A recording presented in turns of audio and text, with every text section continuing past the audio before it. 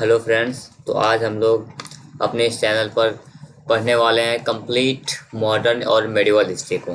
जैसा कि आपको पता होगा कि इस मॉडर्न और मेडिवल हिस्ट्री से अगर कोई भी आप एग्ज़ाम दे लो, उसमें कम से कम तो 4 से 5 क्वेश्चन बनते ही हैं। तो इसको हम लोग इस वीडियो में कंप्लीट पढ़ने वाले हैं। तो क्लास थोड़ा लंबा होने वाला है, तो मैं आप लोगों से रिक्वेस्ट करना चाहूँगा कि आप लोग इसे पूरा ध्यान से पढ़ें और साथ में हो सके तो आप पानी का बोतल वगैरह साथ में लेकर पढ़ें, क्योंकि थोड़ा क्लास लंबा होने वाला है। क्योंकि हम लोग इसको वन शॉट में एक ही बार में इसको कंप्लीट कर देंगे पढ़ के। तो चलिए स्टार्ट करते हैं। तो आप लोग थोड़ा इसको सब ध्यान मत दीजिएगा, क्योंकि अब मेरे पास अभी इसको खुद का ये बनाने में पीपीटी बनाने में बहुत ज़्यादा टाइम लगता है। तो इसीलिए मैंने एक पीडीएफ को ले लिया है जो कि करियर विल का है। तो आई होप कि इससे आप लोगों को कोई प्रॉब्लम नहीं होना चाहिए। चलिए स्टार्ट करते हैं। तो बिफोर स्टार्ट, आप लोगों से एक छोटा सा रिक्वेस्ट है कि अगर आपने अभी तक हमारे इस चैनल को सब्सक्राइब नहीं किया है तो सब्सक्राइब कर लें, क्योंकि हम इस चैनल पर इसी तरह आपके लिए अच्छे से अच्छे कॉन्टेक्ट जो भी रीडिंग की चीज़ें होती है उसको लेकर आते रहते हैं, जो आके एग्ज़ाम में मदद करता है। तो आई होप कि भैया का नया चैनल है, अगर आपको वैसे भी सब्सक्राइब तो कर सकते हैं, शेयर कर सकते हैं। इससे क्या होगा कि मेरे इस चैनल पर अभी जो नया चैनल है इस पर सपोर्ट मिल जाएगा। बहुत मेहनत लगता है भाई वीडियो बनाने में, तो इतना तो उम्मीद आप लोगों से कर ही सकते हैं। चलिए स्टार्ट करते हैं। सबसे पहले स्टार्ट करने के लिए इसको मैं थोड़ा सा ठीक कर देता हूँ ताकि लिखने में आसानी बने, और इसको रेड कलर चुन लेता हूँ। तो जैसे आपको पता होगा कि हिस्ट्री को कितने पार्ट में बांटते हैं। हिस्ट्री को 3 पार्ट में बांटा जाता है। एक तो अपना एंसाइंट हिस्ट्री, एंसाइंट इंडिया हो गया, मेडिवल इंडिया हो गया और मॉडर्न इंडिया हो गया। और एंसाइंट इंडिया को अभी हम लोग डिस्कस नहीं करेंगे, इसमें हम लोग बस मेडिवल इंडिया और मॉडर्न इंडिया को डिस्कस करेंगे। एंसाइंट इंडिया को तो हम लोग इसके अगले वीडियो में हम लोग डिस्कस कर लेंगे। और इस क्लास का जो स्पीड है थोड़ा मैं इसको जल्दी रखने वाला हूँ, स्पीड थोड़ा फास्ट रहेगा, क्योंकि मैंने तो जो वीडियो है ना, वीडियो लेंथ बहुत लंबा हो जाएगा। इसको ज़्यादा एक्सप्लेनेशन के साथ नहीं खींचेंगे, बस इतना आपको बता दिया जाएगा जो कि आपके एग्जाम में आता है, जो कि आपके एग्जाम के लिए बेनिफिशियल है। फिर कौन कौन से एग्जाम के लिए बेनिफिशियल है ये, तो बिल्कुल एसएससी का कोई भी एग्जाम ले लो, या फिर कोई भी ऐसा एग्जाम ले लो जैसे कि बिहार एसएससी हो गया, या फिर ऐसा कोई रेलवे का हो गया जिसमें मॉडर्न मेडिवल और मॉडर्न हिस्ट्री आता है, मध्यकालीन भारत और आधुनिक भारत आता है, तो उससे यहाँ से क्वेश्चन बनेंगे ही बनेंगे। तो उसके लिए आपको दिक्कत टेंशन नहीं लेना है। तो हिस्ट्री का अगर बात करेंगे ना, तो ये आपका कहाँ से कहाँ तक है, तो 712 ईस्वी से 1707 ईस्वी तक मध्यकालीन भारत चलता है। 712 ईस्वी से 1707 ईस्वी तक। मॉडर्न इंडिया आधुनिक भारत कहाँ से कहाँ तक है, तो 1707 से 1947 तक चलता है। अच्छा, उसमें अगर एंसाइंट इंडिया को अगर पार्ट करेंगे, इधर का तो कोई पार्ट नहीं है, हालांकि इसका भी 2 पार्ट आता है। एक तो आपका प्री मेडिवल हो गया, फिर इसके बाद मेडिवल इंडिया बोलते हैं। तो उसको हम लोग अब लेटर ऑन डिस्कस करेंगे, लेकिन एंसाइंट इंडिया को देख लेते हैं। एंसाइंट इंडिया को फर्दर हम लोग 3 टाइप में, यानी प्राचीन भारत को हम लोग फर्दर 3 टाइप में डिवाइड करते हैं। एक तो आपका प्री हिस्टोरिक हो गया, यानी कि प्रागैतिहासिक, और आपका हो गया एक प्रोटो हिस्टोरिक, यानी कि आय ऐतिहासिक, और एक हिस्टोरिक हिस्टोरिक में। अच्छा, प्रोटो हिस्टोरिक को हम लोग ब्रॉन्ज एज भी बोलते हैं, तांबा युग भी बोलते हैं। और हिस्टोरिक में आपका क्या कब से कब तक है, 600 बीसी से 712 एडी तक। 712 से 1707 मेडिवल इंडिया, और 1707 से 1947 क्या होता है आपका मॉडर्न इंडिया। अच्छा, यहाँ पे आप लोग देख सकते हैं कि एक लिखा हुआ है बीसी, उसके बाद एक एडी। इसका क्या मतलब होता है, बीसी मतलब before the birth of Lord Christ, जो होता है ना ईसाई धर्म में जो थे, उनके जन्म से पहले को बीसी बोलते हैं। और उसके बाद उनका जो ईसा मसीह जो थे, उनके धर्म के बाद, उनके जन्म के बाद जो भी डेट आता है ना, उसको हम लोग एडी बोलते हैं, एंडो डेमिनी। तो बीसी मतलब ईसा मसीह के जन्म के पहले। जिसको अगर आपको पता था तो बहुत बढ़िया, नहीं पता तो मैंने आपको यहाँ बता दिया। अब देखिए, एंथाइन इंडिया को 3 बार बांटते हैं ना, प्री हिस्टोरिक, प्रोटो हिस्टोरिक और हिस्टोरिक। उसके बाद हम लोग फर्दर इसको 2 टाइप में बांट देते हैं, देख सकते हैं, एक स्टोन एज और एक कॉपर एज। कॉपर एज का एक टाइम पीरियड क्या है, तो 300 बीसी से 2000 बीसी तक कॉपर एज चलता है। उसके बाद अगर स्टोन एज का बात करेंगे, यानी पाषाण काल का, तो इसको भी हम लोग 2 टाइप में बांटते हैं, पैलियोलिथिक, मेसोलिथिक और न्यूलिथिक, यानी कि पूरा पाषाण, मध्य पाषाण और नव पाषाण काल। अच्छा, पैलियोलिथिक कब से है, 5 लाख बीसी से 8000 बीसी तक पैलियोलिथिक हो जाता है। मेसोलिथिक क्या होता है, 8000 बीसी से 4000 बीसी तक मेसोलिथिक। और न्यूलिथिक आपका 4000 बीसी से 2500 बीसी तक मेसोलिथिक, न्यूलिथिक होता है। चलिए आगे बढ़ते हैं। अब हम लोग डिस्कस कर लेते हैं,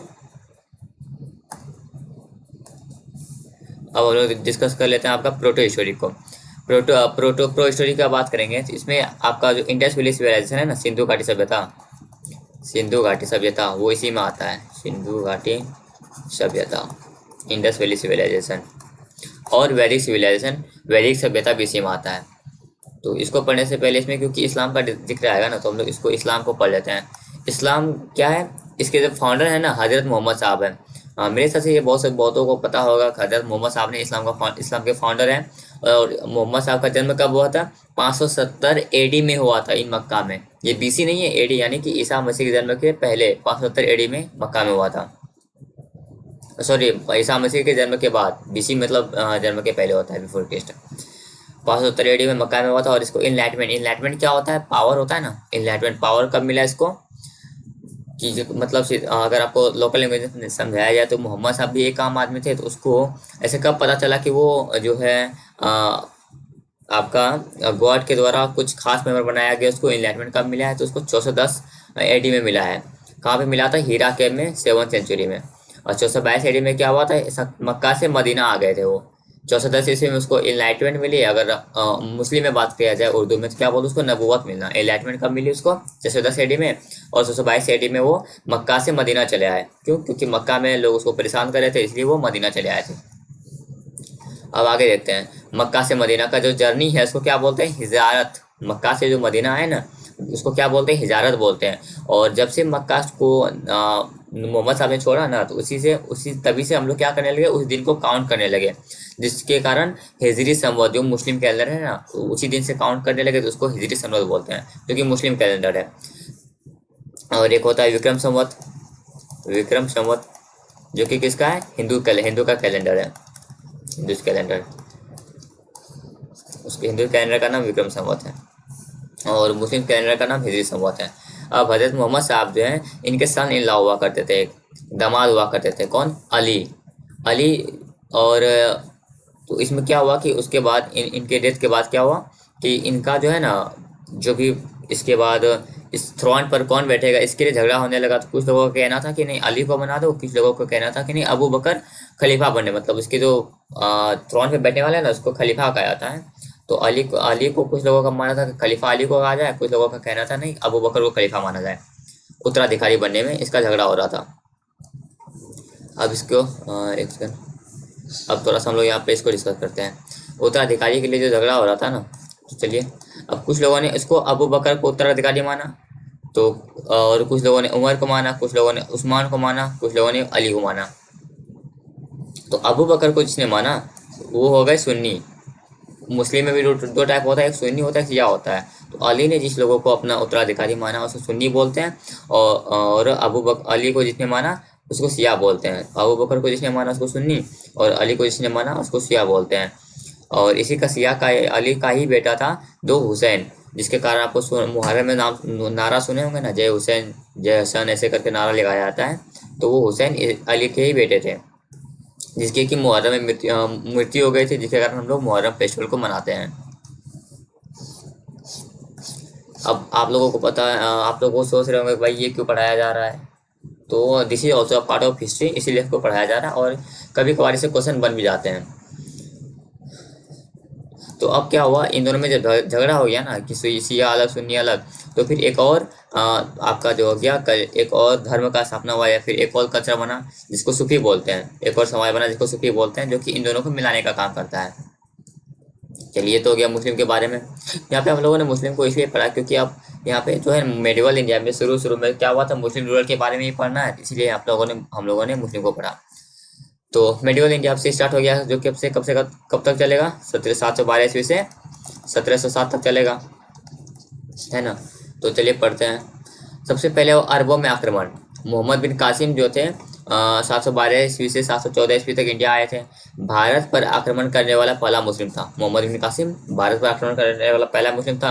इसने आक्रमण कहाँ किया था? तो दाहिर पर किया था। दाहिर कौन था? एक हिंदू शासक था, मतलब इसने सिंधु पर, हिंदू शासक जो दाहिर थे ना, ये कहाँ राज्य क्या करते थे? सिंधु पर क्या करते थे? हिंदू शासक थे, इसी को हराया था। और भारत पर जजिया लगाने वाला पहला मुस्लिम भी यही था। जजिया क्या होता है? जजिया होता है कि कुल आय का 1/2 से 2/3 भाग, कुल आय का 1/2 से 2/3 भाग जो होता है, जो दिया जाने वाला एक टैक्स होता है, जो कि जिसको कि जजिया बोलते हैं। जजिया नहीं दिया जाता था विकलांगों के द्वारा, विकलांगों के लिए जजिया माफ था, और विधवा के लिए और ब्राह्मण के लिए जजिया माफ था। बाकी जितने भी लोग हैं जो नॉन मुस्लिम थे, जो कि मुसलमान नहीं थे, उन लोगों को जजिया देना पड़ता था एज अ टैक्स।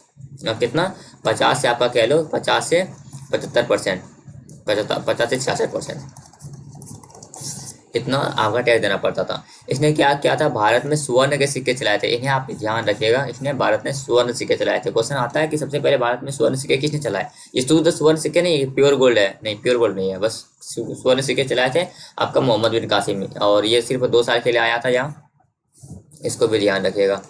चलिए आगे देखते हैं। कुछ कुछ बुक्स इनने क्या किया था ना, मोहम्मद बिन कासिम ने कुछ बुक्स को ट्रांसलेट कराया था। एक तो हो गया चरक संहिता और एक पंचतंत्र, इन दोनों को ट्रांसलेट कराया था कलीलावा दिमना के नाम से। अब मोहम्मद बिन कासिम का यहाँ पे खत्म होता है और हम लोग तुर्क आक्रमण के बारे में पढ़ते हैं। टर्किश।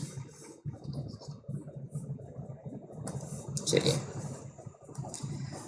मोहम्मद गजनवी, महमूद गजनवी, जिसका रूलिंग पीरियड क्या है, 1000 से 1027 ईस्वी तक है। महमूद गजनवी का रूलिंग पीरियड 1000 से 1027 ईस्वी तक है।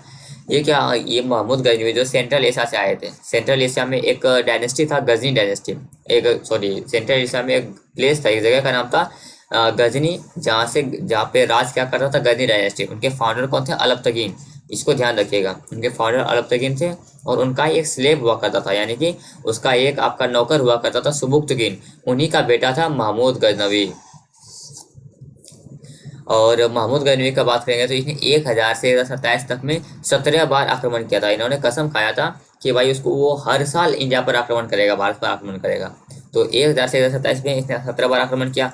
पहला आक्रमण कब किया था इसने, 1000 में पेशावर के शासक जयपाल पर किया था। फर्स्ट आक्रमण किया था 1000 ईस्वी में जयपाल पर। 1001 में, फिर 1001 में आक्रमण किया और जयपाल को हरा दिया। फिर 1006 में आक्रमण किया, कहाँ, 1006 में हिमाचल प्रदेश के नगरकोट टेम्पल पर आक्रमण किया। हिमाचल प्रदेश के नगरकोट टेम्पल पर 1006 में आक्रमण किया। फिर 1008 में क्या हुआ कि आनंद पाल के बेटे जयपाल को हराया। आनंद पाल के बेटे जयपाल को हराया 1008 ईस्वी में। फिर 1011 में क्या हुआ कि इसने मथुरा और उज्जैन पर आक्रमण किया। और 1014 में, हाँ, 1014 में क्या किया इसने, आसानेश्वर की, जो आसानेश्वर है ना, उसमें चक्रना स्वामी, जो कि लॉर्ड कृष्णा की मूर्ति को खंडित कर दिया था, यानी तोड़ दिया था। 1014 में जो आसानेश्वर है, यहाँ पे आस्थानेश्वर है, ये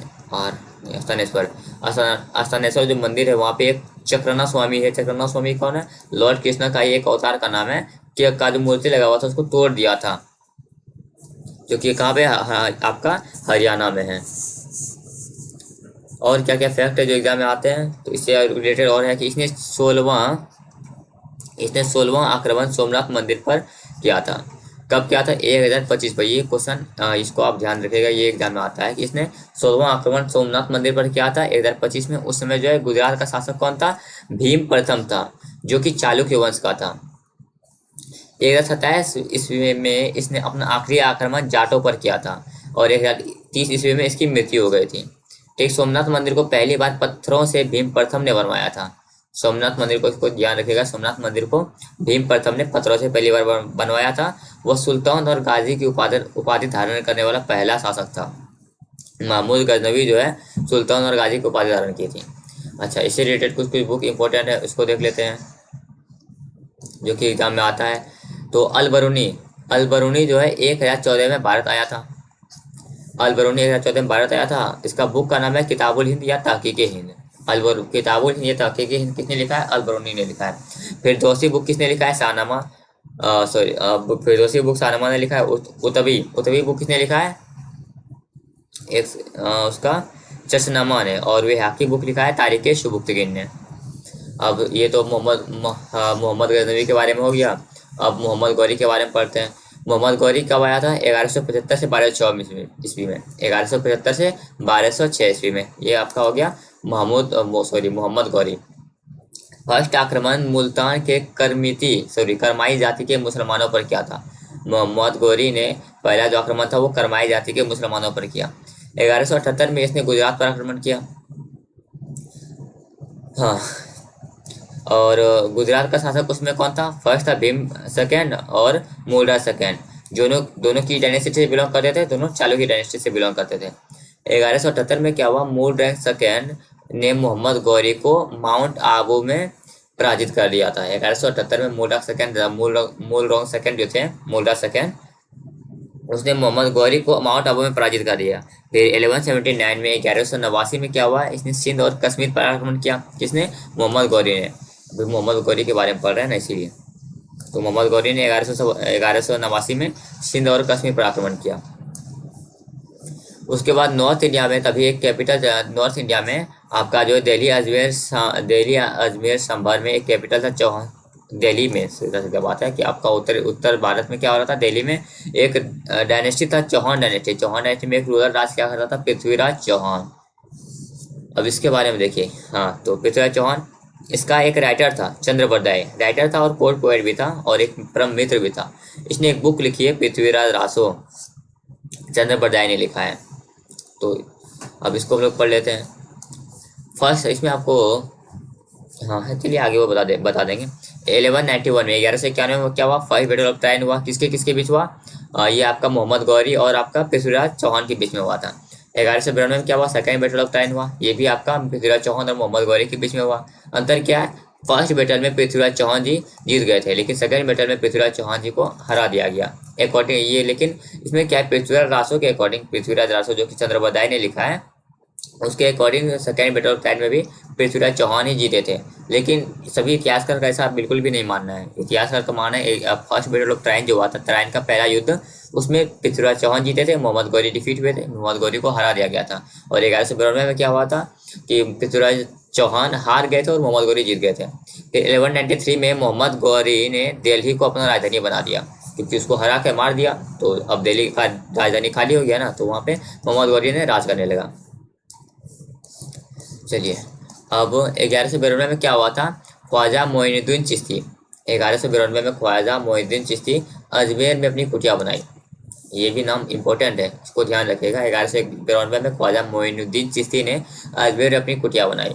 फिर 1194 में क्या हुआ? Battle of Chandawar between Mohammad Ghori और जयचंद, मोहम्मद गौरी डिफीटेड किल जयचंद। आपको बेसिक समझाता हूँ इसमें क्या हुआ था। 1194 में हुआ था बैटल ऑफ चंदावर हुआ। 1193 में बैटल ऑफ चंदावर हुआ। किसके किसके बीच हुआ? एक तो आपका, मैं यहाँ पे लिख देता हूँ, ये भी होता, ठीक है ना, कि आपका यहाँ पे किसके किसके बीच हुआ। मैं थोड़ा एक्सप्लेन को अच्छे से कर देता हूँ। भाई, मोहम्मद गौरी और जयचंद के बीच में हुआ। तो मैं आपको थोड़ा एक चीज़ यहाँ पे बताने वाला हूँ। यहाँ पे जो आपका देख सकते हैं कि यहाँ पे 1192 में सेकेंड बैटल ऑफ ट्राइन हुआ था ना, इसमें पृथ्वीराज चौहान के अगेंस्ट मोहम्मद गौरी का सपोर्ट किया था। किसने? आपका यहाँ पे आप देख सकते हैं जयचंद है ना, इस जयचंद ने ही वहाँ पे आपका 1192 में पृथ्वीराज चौहान के अगेंस्ट मोहम्मद गौरी का साथ दिया था। अब साथ क्यों दिया था? क्योंकि पृथ्वीराज चौहान की एक बेटी थी संयोगिता, सॉरी पृथ्वीराज चौहान की बेटी नहीं थी, जयचंद की एक बेटी थी संयोगिता। तो इसकी संयोगिता, लेकिन संयोगिता और ये पृथ्वीराज चौहान आपस में प्रेम करते थे, लेकिन जयचंद को ये बातें पसंद नहीं थी, इसीलिए जयचंद ने आपका पृथ्वीराज इसका मोहम्मद गौरी का साथ दिया था पृथ्वीराज चौहान को हराने के लिए। फिर क्या हुआ? इसका साथ पाकर उसको तो पृथ्वीराज चौहान को तो हरा दिया, लेकिन 1194 में बैटल ऑफ चंदावर हुआ और वहाँ पे मोहम्मद गौरी ने जयचंद को भी हरा दिया और मार भी दिया।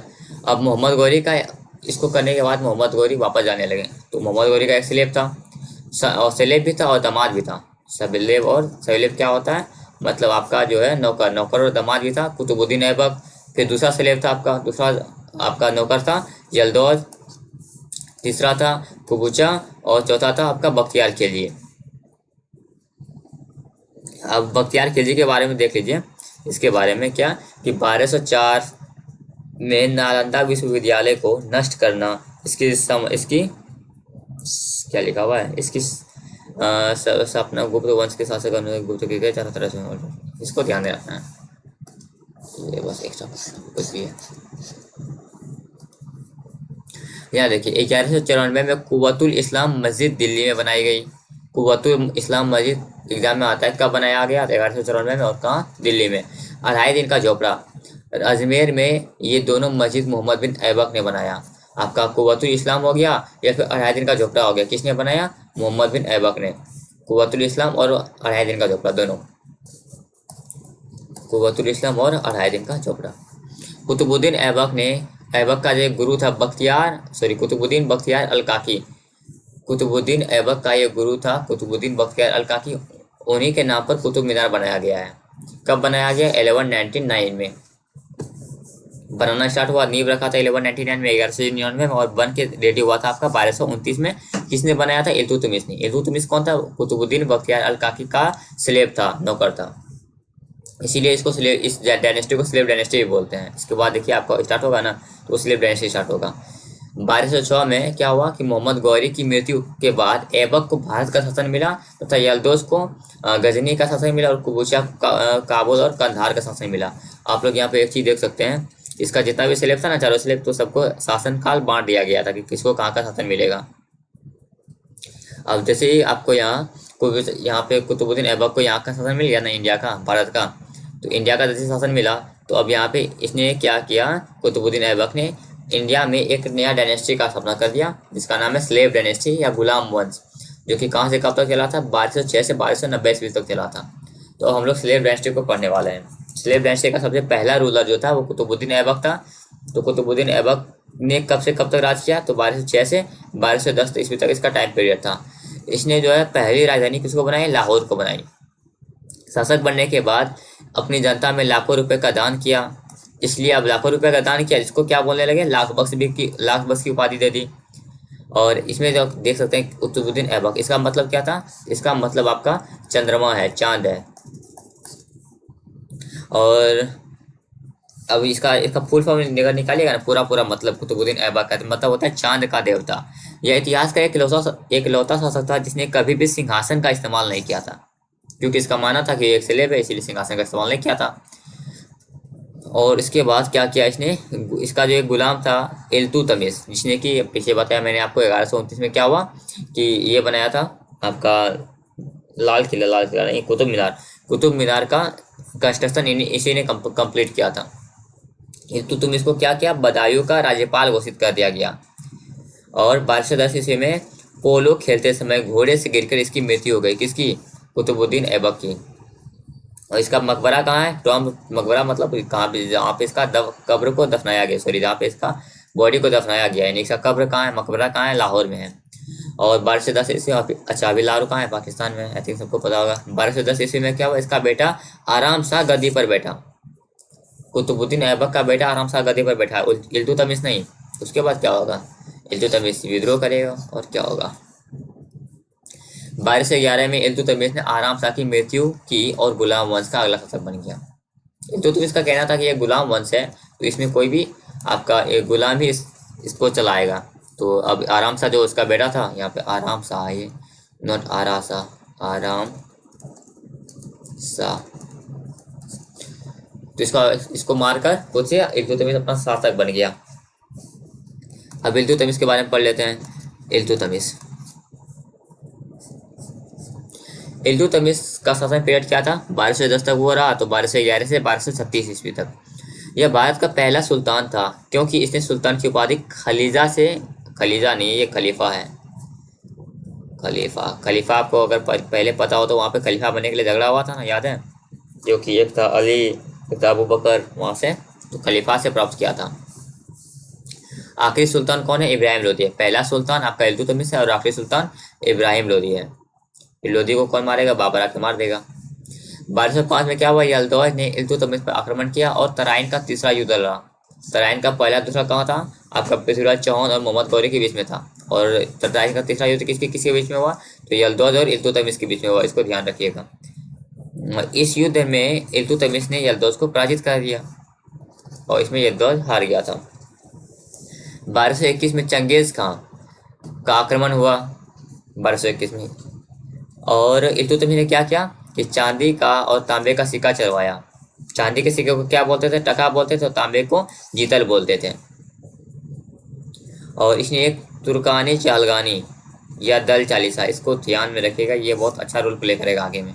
तुर्कानी चालगानी या दल चालीसा का स्टार्ट किया। इसमें होता क्या था, इसमें कुछ नहीं, 40 मेंबर का एक समूह, 40 मेंबर का एक ग्रुप होता था जिसमें कि ट्रस्टेड लोग रहा करते थे। दल चालीसा। चलिए और देखते हैं क्या क्या हुआ। इसने क्या किया, एक एकता प्रथा का भी शुरुआत किया। एकता प्रथा क्या होता है, एकता प्रथा उसको बोलते हैं जिसमें युद्ध में जितने भी जमीन जीते गए हैं उन सभी जमीनों को सैनिकों में बांट दिया जाता है, इसको बोलते हैं एकता प्रथा। तो इल्तुतमिश ने एकता प्रथा की शुरुआत की थी, और जिसको भी इससे जमीन मिलता था ना उसको क्या बोलते थे, इक्तेदार बोलते थे, उसको इक्तेदार कहलाते थे। और कर वसूलने का जिम्मेदारी भी उन्हीं को दिया जाता था, जिसको क्या बोलते थे, इम्तदारी बोलते थे। 1229 में क्या हुआ, इल्तुतमिश ने कुतुब मीनार का निर्माण पूरा करवाया तथा अपनी राजधानी को लाहौर से दिल्ली सल्तनत स्थानांतरित कर दिया। यहाँ पे स्थानांतरित होगा, स्थानांतरित। और आपका यहाँ पे कुतुब मीनार को बनवाया किसने, स्टार्ट किसने किया था, तो आपको कुतुबुद्दीन ऐबक जी ने किया था, जो कि आप लोगों ने पीछे देख लिया। चलिए, इल्तुतमिश ने अपना उत्तराधिकारी किसको बनाया, रजिया को बनाया, रजिया सुल्तान, आपको याद होगा। 1236 में क्या हुआ, इल्तुतमिश की मृत्यु हो गई, और इसका मकबरा कहाँ पे, आपका इल्तुतमिश का मकबरा है कुतुब मीनार परिसर में है। 1236 में क्या हुआ, इसके घोषणा के विरुद्ध जाकर इसका बड़ा बेटा रुकनुद्दीन फिरोज शाह सिंहासन पर बैठ गया। अब यहाँ पे बात आता है कि रजिया सुल्तान को क्यों इसने अपना उत्तराधिकारी घोषित किया, क्योंकि इल्तुतमिश के अनुसार उसके सारे बेटे जो है ना इस लायक थे ही नहीं कि वो अपना गद्दी को संभाल पाए, इसीलिए उन्हें अपनी जो बेटी थी रजिया सुल्तान उसको सिंहासन में बैठा दिया। लेकिन इसमें जो इल्तुतमिश के जितने भी बेटे थे उन सभी में से इसको सबको ये बिल्कुल भी पसंद नहीं आया इसका, तो उन लोगों ने इसका क्या किया, विरोध किया। तो उसमें सबसे बड़ा जो है बड़ा बेटा था इल्तुतमिश का रुकनुद्दीन फिरोज शाह, उसने आपका क्या किया, विद्रोह कर दिया। तो इसका आगे फिर ये आगे आएगा काम में, तो इसको देखते हैं। रजिया सुल्तान जो कि सिर्फ 4 साल के राज कर पाए, क्योंकि इसका बेटा इसका भाई इसको मार दिया था, उसको आगे हम लोग देखेंगे। 4 साल ही इसने शासन किया, 1237 से 1240 ईस्वी में। दिल्ली सल्तनत की प्रथम और एकमात्र महिला शासक थी। ये एग्जाम में भी आता है, रजिया सुल्तान से जो भी क्वेश्चन पूछेगा ना ये इंपॉर्टेंट है, इसलिए इसको थोड़ा ध्यान से पढ़िएगा। इसने क्या किया, एतगीन को बदायूं का इक्तदार है, ये सारे इक्तदार,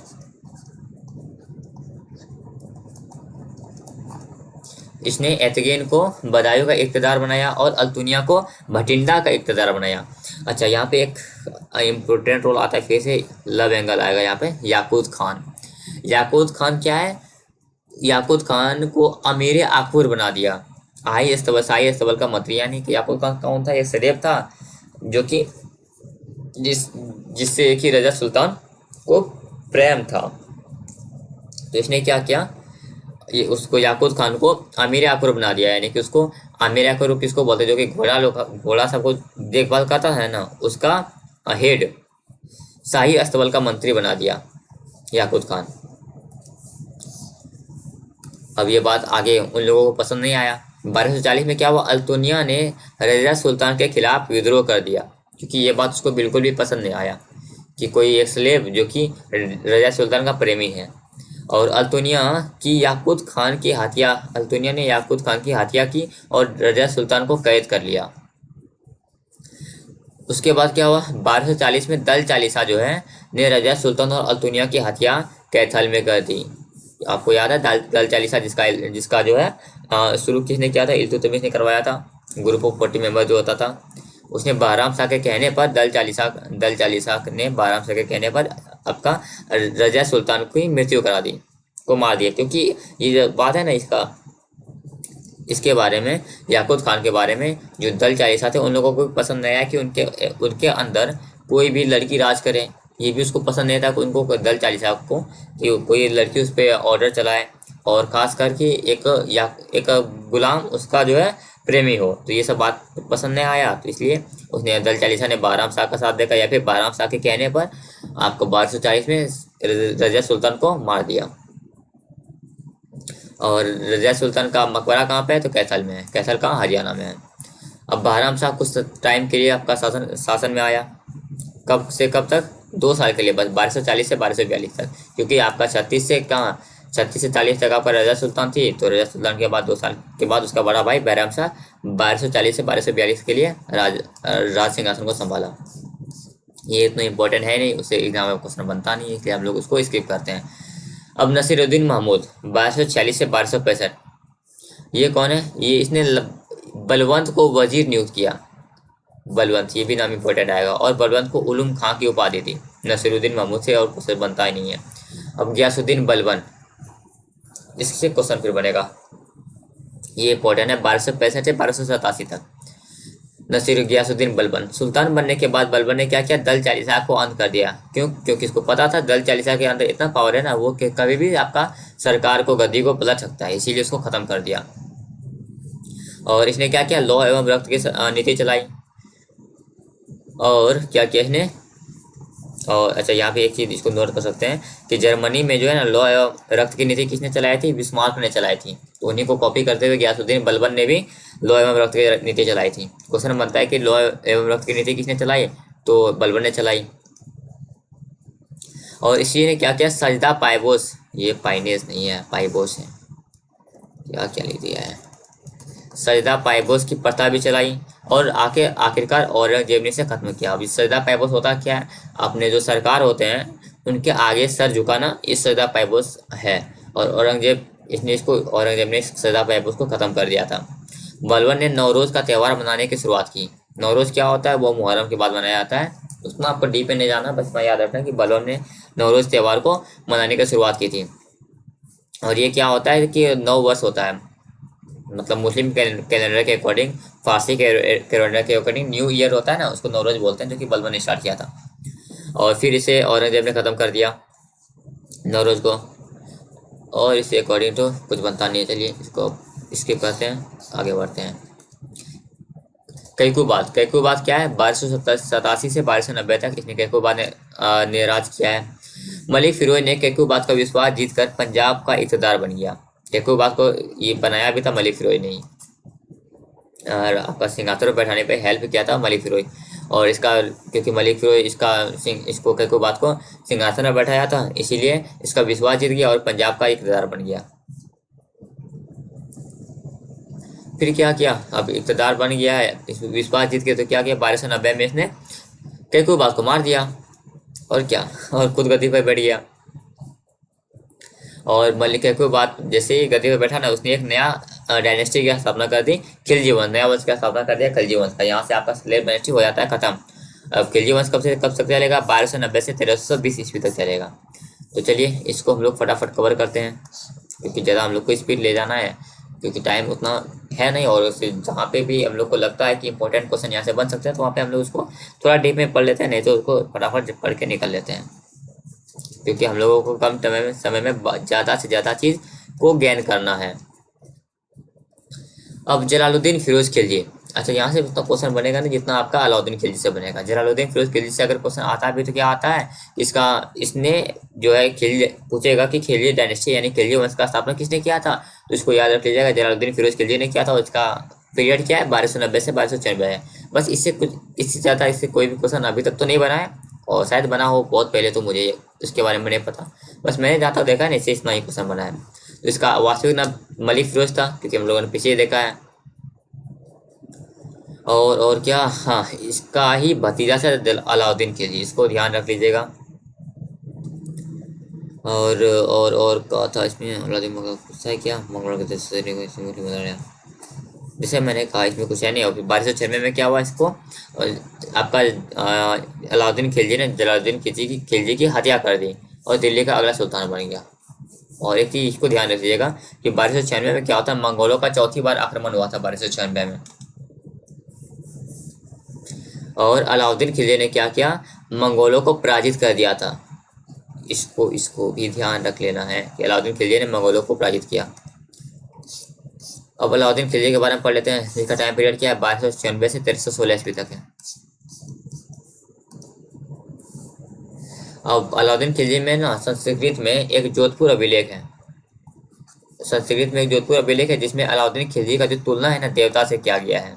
इसको ध्यान रखिएगा, इससे एक बार क्वेश्चन बना था। और इसने क्या किया कि अस्थाई सेना रखने का प्रथा स्टार्ट कर दिया।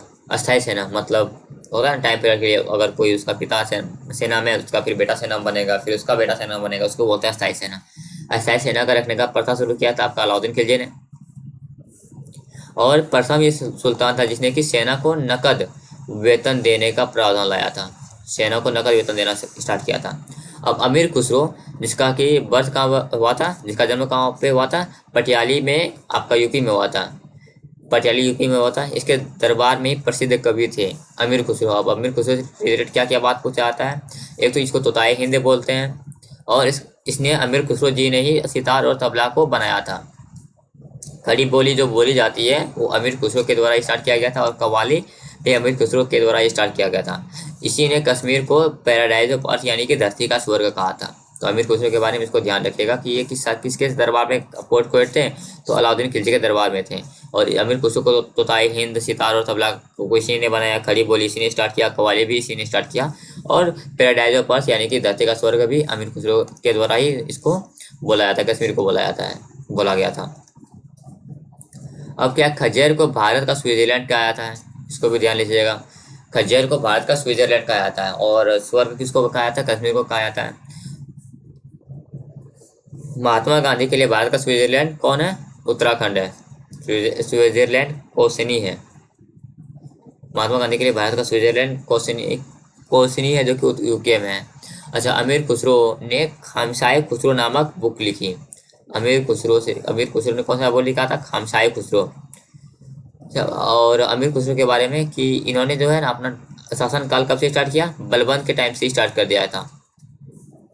ये बलबन से लेकर मोहम्मद बिन तुगलक तक शासनकाल में थे। कहाँ से, बलबन से स्टार्ट हुआ था, और मोहम्मद बिन तुगलक यहाँ तक अमीर खुसरो शासनकाल में रहे थे। इन सबके शासनकाल में ही रहे थे, पैदल रहे थे। और अमीर खुसरो ने ही अलाउद्दीन खिलजी को सुल्तान जहाँ की उपाधि दी। अमीर खुसरो ने सुल्तान जहाँ की उपाधि अलाउद्दीन खिलजी को दी। और ये जो है ना अमीर खुसरो, ये निजाउद्दीन औलिया के शिष्य थे। ये कौन थे, प्रसिद्ध संत थे निजाउद्दीन औलिया। और 1298 में क्या हुआ था, अलाउद्दीन खिलजी जो है गुजरात अभियान पर गए थे 1298 में। और एक मलिक कफूर जो था इसको खरीद लिया था। मलिक कफूर कौन था, अलाउद्दीन खिलजी का एक क्या बोलेंगे, स्लेव था, जिसको कि गुजरात में से खरीदा गया था। और मलिक कफूर को 1000 दिनार में खरीदा गया था। 1000 दिनार में खरीदे थे, इसलिए इसको 1000 दिनारी भी कहते हैं। और मलिक कफूर कौन था, अलाउद्दीन खिलजी का सेनापति था।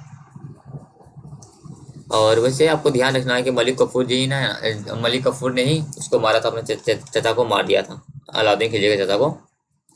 और 1303 में अलाउद्दीन खिलजी चित्तौड़ मिशन पर गया था, इसको ध्यान रख सकते हैं। अच्छा, और इससे एक चीज़ फिर याद आया कि यहाँ पे पद्मावत मूवी में जो है ना, पद्मावत वो मैं बता रहा हूँ, पद्मावत जो है उपन्यास नोवेल, उसमें जो है ना इसका ही जिक्र किया गया है। पद्मावत उपन्यास लिखा किसने है, तो मलिक मोहम्मद जायसी ने लिखा है। कब लिखा है, 1540 से 1545 में लिखा गया है। और शेषराज सूरी शासनकाल में लिखा था इसको, पद्मावत को। अब 1306 में क्या हुआ, अलाउद्दीन खिलजी अपना साउथ इंडिया मिशन की शुरुआत की 1306 में। इस अभियान पर मलिक कतार को भेजा। अलाउद्दीन खिलजी ने साउथ इंडिया मिशन स्टार्ट किया गया था, उस अभियान में मलिक कतार को अलाउद्दीन खिलजी ने भेजा था। और 1308 में क्या हुआ, मलिक कतार तेलंगाना के शासक जो थे प्रताप रुद्रदेव पर आक्रमण कर दिया गया था। और प्रताप रुद्रदेव किस डायनेस्टी से बिलोंग करते थे, वो ककातिया डायनेस्टी से बिलोंग करते थे। और मलिक कतार ने क्या किया, प्रताप रुद्रदेव से कोहिनूर हीरा प्राप्त कर लिया। मलिक कतार ने प्रताप रुद्रदेव से कोहिनूर हीरा लिया था। और ये हीरा सबसे पहले किसके पास मिला था, ये हीरा सबसे पहले अलाउद्दीन खिलजी को ही मिला था। और ये हीरा निकाला कहाँ से गया था, तो ये हीरा आपका गोलकुंड से निकाला गया था, जो कि हैदराबाद में है। जब अलाउद्दीन खिलजी ने ना आपका अपना विस्तार जो है दक्षिण भारत तक कर लिया था, तब इसने सिकंदर सानी का टाइटल उपाधि लिया था। सिकंदर सानी को मतलब क्या हुआ, अलेक्जेंडर सेकेंड मतलब द्वितीय सिकंदर। और क्या क्या बात याद रख सकते हैं। इसके बाद इसने क्या किया, जजिया लगा दिया। वही जजिया जो कि आपका शुरू में देखे थे मोहम्मद बिन कासिम के टाइम में। जजिया क्या होता है, जो कि एक टैक्स होता है जो कि गैर मुस्लिम के द्वारा दिया जाता है, जो कि मुस्लिम नहीं है, नॉन मुस्लिम के द्वारा दिया जाता है। और इसके अलावा भी मोहम्मद बिन सॉरी अलाउद्दीन खिलजी ने कुछ टैक्स लगाए थे, जैसे कि हाउस टैक्स, जिसको क्या बोलते थे, घर ही बोलते थे। एग्रीकल्चर टैक्स, जिसको कृषि कर बोलते हैं। इरिगेशन टैक्स बोलते हैं सिंचाई को। और एनिमल फीडिंग टैक्स, चराई को। क्वेश्चन पूछता है घर ही चराई किसने लगाया था, तो अलाउद्दीन खिलजी ने लगाया था। और इसने एक कर विभाग भी बनाया था, जिसका नाम क्या था आपको, जिसका नाम है दीवाने मुर्शद खर्ज कर विभाग बनाया था। और एक मसाहत सिस्टम की शुरुआत की थी। मसाहत सिस्टम मतलब मसाहत सिस्टम क्या होता है, भूमि नापने के लिए एक सिस्टम बनाया था, मसाहत सिस्टम। और हुलियादार सिस्टम भी स्टार्ट किया था। हुलियादार सिस्टम में कोई सब उतना डीप जाना नहीं, बस इसको आप फैक्ट के रूप में रख सकते हैं कि अलाउद्दीन खिलजी ने ही हुलियादार सिस्टम का स्टार्ट किया था। और कुछ नहीं। और इसके द्वारा क्या क्या स्मारक बनाए गए इसको देख लेते हैं। इसने अलाई मीनार, अलाई दरवाजा, सीरी का मिला, हौजे खास बनाया था। और 1316 में अलाउद्दीन खिलजी की मृत्यु हो गई। और इसका मकबरा कहाँ पे, दिल्ली में है। अलाउद्दीन खिलजी का मृत्यु हुआ तो इसकी जगह पे इसका उत्तराधिकारी बना मुबारक शाह खिलजी, जो कि 1316 ईस्वी से 1320 ईस्वी तक अपना इसने राज किया है। और इसको मुबारक शाह खिलजी को महिलाओं के कपड़े और गहने, मतलब महिलाओं का कपड़ा और गहना पहन के ही ये दरबार में आ जाया करता था। और इसने खुद को ही खलीफा घोषित कर दिया था, किसी ने इसे बोला नहीं था भाई, खुद ने ही बोल दिया कि मैं ही खलीफा हूँ। और 1320 ईस्वी में क्या हुआ कि गाजी मलिक ने इसे सिंहासन से हटाकर तुगलक वंश की स्थापना कर दी, क्योंकि ये मतलब उतना अच्छा राजा था नहीं, क्योंकि दम वाला नहीं था इसके अंदर। अब तुगलक वंश का स्थापना हो गया 1320 से 1414 तक। इसका स्थापना किसने किया, तो आपका यहाँ देख सकते हैं गाजी मलिक। गाजी मलिक ही आपका इस तुगलक वंश का स्थापना किया। लेकिन इसका रूलर नाम क्या था, गयासुद्दीन तुगलक, जो कि 1320 से 1325 ईस्वी तक था। इसने दिल्ली में एक तुगलकाबाद नामक शहर की स्थापना कर दी, गयासुद्दीन तुगलक ने। सिंचाई के लिए नहरों का भी निर्माण करवाया। और इसने 1323 ईस्वी में क्या हुआ, 1323 ईस्वी में इसका एक बेटा था जिसका नाम था जौना खान। जौना खान को तेलंगाना के मिशन पर भेजा। उसके बाद क्या हुआ कि तेलंगाना मिशन में भेजा। और इसने वहां जाके तेलंगाना में तुगलक राज्य में मिलाया। और तेलंगाना मिशन में भेजने पर ना के बाद तेलंगाना को तुगलक का राज्य था उसमें मिलाया। और तेलंगाना का नाम क्या रख दिया, सुल्तानपुर है ये, सुल्तानपुर रखा।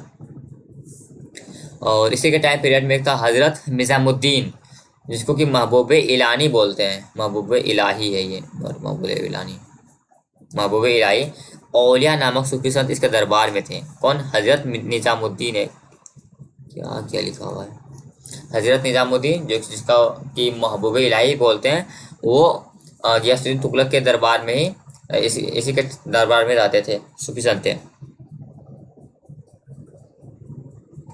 और 1325 में क्या हुआ कि बुगारा खान जो थे, जो कि बंगाल का हिस्सेदार था, उन्हें दिल्ली सल्तनत के खिलाफ एक विद्रोह कर दिया।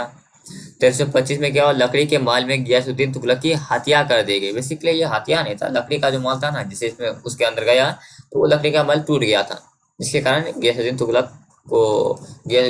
तुगलक मर गए थे। तो आप इसको चाहे वो कैसे टूटा, इसके बारे में कुछ खास लिखा गया नहीं है कि वो हत्या था या फिर कोइंसिडेंस था ऐसा। और इसका मृत्यु जो है ना, इसका मकबरा कहाँ पे है, आपका दिल्ली में है। इसके जो मृत्यु है उसके बाद इसका जो बेटा था वो शासक बन गया, Jauna Khan, by the name of Muhammad bin Tughlaq, 1325 से 1351 तक। इसका वास्तविक नाम जौना खान है। अच्छा, इसे पागल पागल सुल्तान भी कहते हैं, इसको ध्यान रखना है, इसे पागल सुल्तान कहते हैं। और क्यों, क्योंकि ये बहुत पढ़ा लिखा था। यह अरबी और फारसी का एक महान विद्वान था। इसके शासनकाल में 1330 ईस्वी में दक्षिण अफ्रीका का एक यात्री था मोरक्को, इब्न बतूता, जो कि कहाँ से आया था, मोरक्को से आया था। इसके दरबार में आया था, मोहम्मद बिन तुगलक के दरबार में। इसने इब्न बतूता को अपनी फारसी नियुक्त किया। और इब्न बतूता ने रेहला नामक पुस्तक लिखी। ये क्वेश्चन आता है कि रेहला पुस्तक किसने लिखा है, तो इब्न बतूता जी ने लिखा है। रेला के अनुसार कश्मीर, बलूचिस्तान व राजपूताना को छोड़कर संपूर्ण हिंदुस्तान पर मोहम्मद बिन तुगलक का शासन था। कहाँ कहाँ पे नहीं था? कश्मीर, बलूचिस्तान और राजपूताना को छोड़कर। और दिल्ली सल्तनत में सबसे बड़ा जो सेना था ना, वो इसी के पास था। और इस पुस्तक में भारत और मोरक्को के बीच व्यापार का वर्णन है, किसमें? रेहला में, जिसको लिखा है आपका इब्न बतूता ने। इब्न बतूता आया कहाँ से था? तो मोरक्को से आया था। किसके शासनकाल में? मोहम्मद बिन तुगलक के शासनकाल में। बस इतना सा ही याद रखना इब्न बतूता को लेकर। और सती प्रथा का जो अंत किया ना, सती प्रथा का अंत करने का आपका जो एक प्रयास किया था मोहम्मद बिन तुगलक ने। हम्म। और भारत में सती प्रथा का शुरुआत कब हुआ था? 319 से 540 ईस्वी में हुआ था। एक रूलर था भानु रूलर, सॉरी एरन, एरन का एक रूलर था भानुगुप्ता। भानुगुप्ता एक अभिलेख था गुप्ता पीरियड रूलर रामगुप्ता सेनापति पत्नी पहली बात सती हुई थी। क्या हुआ था कि भानुगुप्ता एरन डायनेस्टी था, जिसका एक रूलर था भानुगुप्ता। भानुगुप्ता ने एक अभिलेख लिखवाया था। उस अभिलेख के अकॉर्डिंग गुप्ता पीरियड में एक रूलर था रामगुप्ता। रामगुप्ता का ये सेनापति था गोपीराज, जिसकी जो पहली उसी की जो पत्नी थी वो पहली सती हुई थी, ऐसा कहा जाता है। वैसे इसको क्वेश्चन से नहीं बनता है कि पहली सती कौन थी। बस इतना इतना याद रखना है आपको कि सबसे पहले स्टार्ट किया प्रतिबंध लगाने का प्रयास किसने किया था? तो वो आपका मोहम्मद बिन तुगलक जी ने किया था। आगे बढ़ते हैं। सती प्रथा पर बैन लगाने वाले शासक फिरोज शाह तुगलक, अकबर, औरंगजेब और फिर अंत में जाके इसको खत्म किसने किया? लॉर्ड विलियम बेंटिक जी ने किया था। मोहम्मद बिन तुगलक के ही शासनकाल में सर्वाधिक विद्रोह हुए। 34 कुल मिला के रिवोल्ट हुआ था, जिसमें कि 27 रिवोल्ट सबका साउथ इंडिया में हुआ था, दक्षिण भारत में, और 7 रिवोल्ट आपका 7 विद्रोह नॉर्थ इंडिया में यानी उत्तर भारत में हुआ था। और इसमें से 5 बार तो मंगोलों ने इस पे आक्रमण किया था। अब इसने इसका ये जितना भी डिसीजन लेते थे ना, जितना भी निर्णय लेते थे, सब ज्यादातर निर्णय फेलियर ही होता था, फेल ही हो जाता था। ऐसा क्यों? जैसे कि सॉरी क्यों का क्या मतलब छोड़िए, कौन कौन सा डिसीजन था जो कि फेल हो जाता था? तो देखिए, सबसे पहले इसने क्या किया कि अपना राजधानी को दिल्ली से दौलताबाद स्थानांतरित कर दिया, जो कि एक गलत डिसीजन था। एक इसने खुरासान अभियान किया था, जिसका भी वो भी विफल ही रहा। और दोआब क्षेत्र में किसने क्या क्या कर को बढ़ा दिया, तो टैक्स को बढ़ा दिया।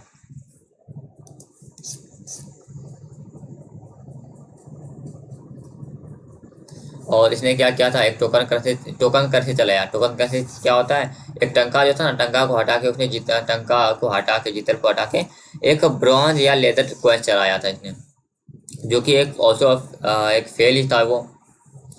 और 1351 ईस्वी में सिंध में विद्रोह के दौरान इसकी मृत्यु हो गई थी।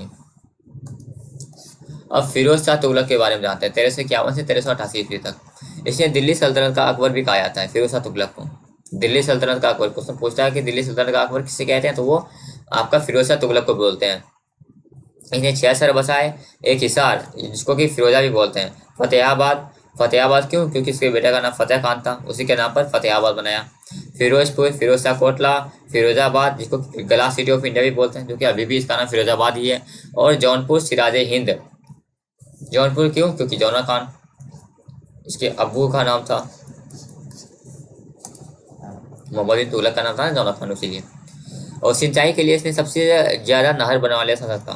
सबसे ज्यादा नहर किसने बनाया सिंचाई के लिए? आपका फिरोज शाह तुगलक ने। इसने सिरसा में एक नहर का निर्माण कराया और वहां पे दोबारा से बाग लगाए। आपका फिरोज शाह तुगलक के बारे में बात हो रहा है। यहाँ पे जितना भी बात है ना, सब फिरोज शाह तुगलक के बारे में। फिरोज शाह तुगलक। जगन्नाथ मंदिर को नष्ट करवाया, ज्वालामुखी मंदिर को लूटा फिरोज शाह तुगलक ने। और इसके बाद क्या, ब्राह्मणों पर जजिया भी लगवाया था इसने। अभी पहले जो जजिया लग रहा था ना, उन सब उसमें क्या हो रहा था कि ब्राह्मण पर और विधवा पर ये जजिया नहीं अप्लाई हो रहा था। लेकिन फिरोज शाह तुगलक ने क्या किया, ब्राह्मणों पर भी जजिया लगा दिया था। 1369 में क्या हुआ, कुतुब मीनार की 4th और 5th मंजिल जो है का पुनर्निर्माण कराया। क्यों? क्योंकि 4th और 5th मंजिल क्या हुआ था, लाइटनिंग के कारण वो खराब हो गया था, इसीलिए 1369 में इसने रिपेयर करवा दिया था उसको। और क्या, इसको दीवाने खैरात और दारुल शिफा का निर्माण कराया था। दीवाने खैरात और दारुल शिफा, ये क्या होता है? दीवाने खैरात था जहाँ पे जनता को आर्थिक मदद दिया जाता था, और दारुल शिफा क्या था? एक हॉस्पिटल टाइप था दारुल शिफा। और सती प्रथा को इसने प्रतिबंध कर दिया था। मोहम्मद बिन तुगलक ने इसको बैन लगाने का कोशिश किया था, लेकिन फिरोज शाह तुगलक ने इसको बंद ही प्रतिबंध कर दिया था। तो 1388 में क्या हुआ, इसकी मृत्यु हो गई। तुगलक वंश का अंतिम शासक कौन था? नसीरुद्दीन महमूद था, जो कि 1394 से आपका 1414 तक था। 1398 में क्या हुआ, दिल्ली सल्तनत पर तैमूर का आक्रमण हुआ। उसके बाद आपका स्थापना होता है सैयद डायनेस्टी का, सैयद वंश का, जो कि 1414 से 1451 तक चला था। इस वंश की स्थापना किसने की? खिज़र खान ने की थी। बस, इसके बाद कुछ नहीं। उसके बाद आपका मुबारक शाह का पढ़ लेते हैं। मुबारक शाह के टाइम में इसने अपना वजीर अपॉइंट किया था बहलोल को, और उसके बाद क्या, बहलोल, और इसका मुबारक शाह को एक टाइटल था खाना का टाइटल मुबारक शाह का ही था, को ही दिया गया था। अब मोहम्मद शाह, जिसका टाइम पीरियड क्या है, 1434 14 अगर नहीं, सब उतना इंपॉर्टेंट है नहीं, तो इसको हम लोग स्किप करते हैं। लोधी डायनेस्टी का बात करेंगे तो ये 1451 से 1526 ईस्वी तक चला था। इसका स्थापना किसने किया? तो बहलोल लोधी ने किया था। बहलोल लोधी के बारे में कुछ कुछ देख लेते हैं। सुल्तान जैसे ये बना ना, तो इसने क्या किया, बहलोली सिक्के चलवाए, बहलोली रंग पर सिक्के चलाए, और जौनपुर पर आक्रमण करके उसे लोधी वंश में मिला लिया था। जौनपुर याद है, जौना खान जौनपुर, फिरोज शाह तुगलक। तो जौनपुर पर आक्रमण करके इसने क्या किया, उसे लोधी वंश से मिला लिया।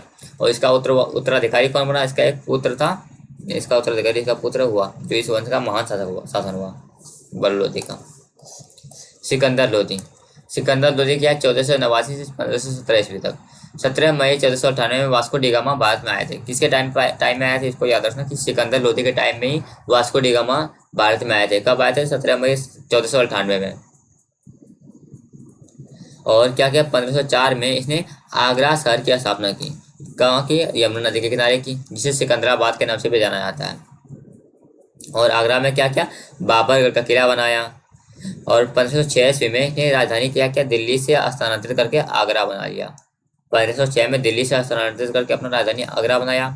और ये एक कवि भी था, सिकंदर लोधी एक कवि भी था, और इसका पोएट नेम क्या था? गुलरुखी नाम, इसका पोएट नेम गुलरुखी था सिकंदर लोधी का। और इसने एक बुक लिखा था आयुर्वेद पर। कौन सा नाम था उसका? फरहांगे सिकंदरी, उस किताब का नाम था। और इसने एक गजे सिकंदरी चलाया था।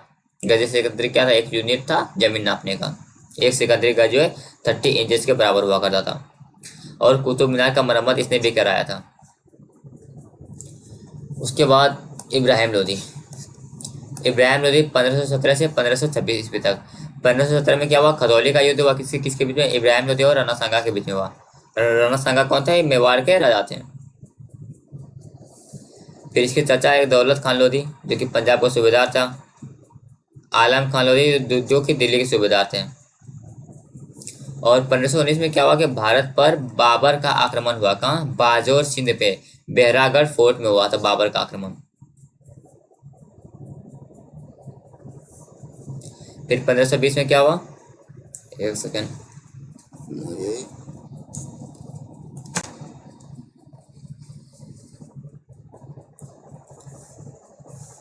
और इसमें से कुछ इंपॉर्टेंट है हाँ इंपॉर्टेंट है। 21 अप्रैल 1526 में क्या हुआ, पानीपत का प्रथम युद्ध लड़ा गया। किसके किसके बीच में? आपका ये लड़ा गया था आपका बाबर और इब्राहिम लोधी के बीच में, जिसमें कि बाबर जीत गया, इब्राहिम लोधी हार गया। और बाबर जीत कर क्या किया, इसने मुगल डायनेस्टी की स्थापना कर दी। और अच्छा, इब्राहिम लोधी का जो मकबरा कहाँ है? पानीपत में है। ये एकमात्र दिल्ली सल्तनत का रूलर था जो कि युद्ध में लड़ते लड़ते ही मारा गया। कौन? इब्राहिम लोधी। अब बाबर का टाइम पीरियड क्या है? 1526 ईस्वी से 1530 ईस्वी तक है। बाबर का जन्म कब हुआ था? 14 फरवरी 1483 में तुर्क के फरगाना में हुआ था। और इसके पिता का नाम था आपका उमन शेख मिर्जा, और मम्मी का नाम था कुतुलुक निगार बेगम था। और उमन शेख मिर्जा जो है ना, तैमूर के परिवार से था। उमर शेख मिर्जा तैमूर के परिवार से था, और इसका कुतुलुक निगार बेग जो है चंगेज खां के परिवार से था।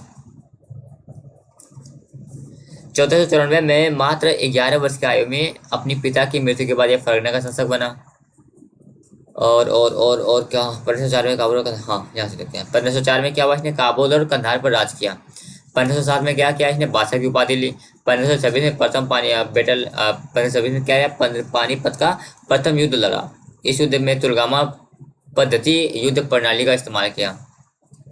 तुलगामा पद्धति का इसने युद्ध प्रणाली का इस्तेमाल किया था, तुलगामा नीति का। और उस्मानी विधि से तोपों को आगे सजाया था। तोपों का सबसे पहले यूज भी बाबर ने ही किया था इंडिया में।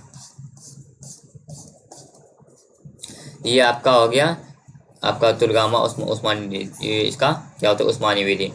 यहाँ पे तोप है, फिर आगे ये सब तोप है, और ये खाई है, और यहाँ पे पानी है। इसको बोलते हैं तुलगामा नीति विधि। और इसके तोप चालक कौन थे, उस्ताद अली और मुस्तफ़ा खान थे। बाबर ने इब्राहिम लोदी की हत्या कर दी, जो कि हम लोगों ने पीछे पढ़ लिया।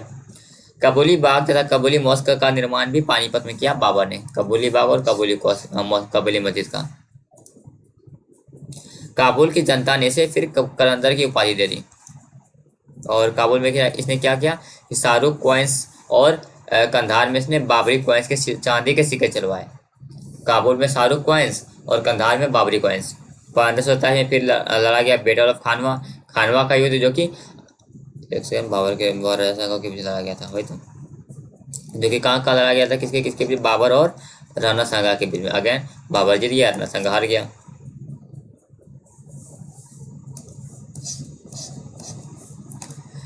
खानवा के युद्ध के दौरान इसने जिहाद का जिक्र किया।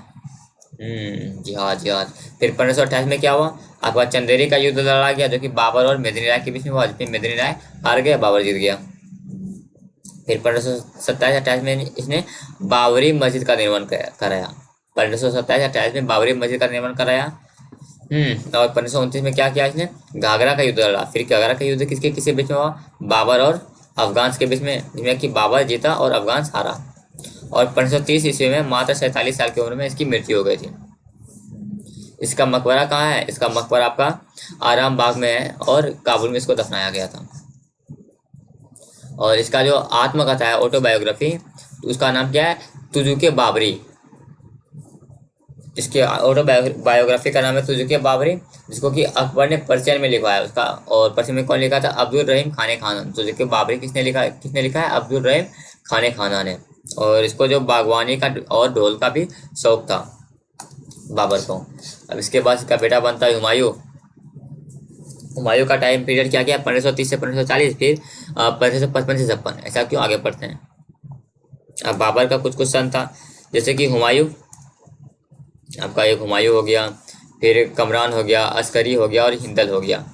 हुमायूं को आपका क्षेत्र कौन कौन सा मिला था, हुमायूं को दिल्ली और आगरा, और कमरान को काबुल कंधार, अस्करी को संभाल, और हिंदल को अलवर मिला था।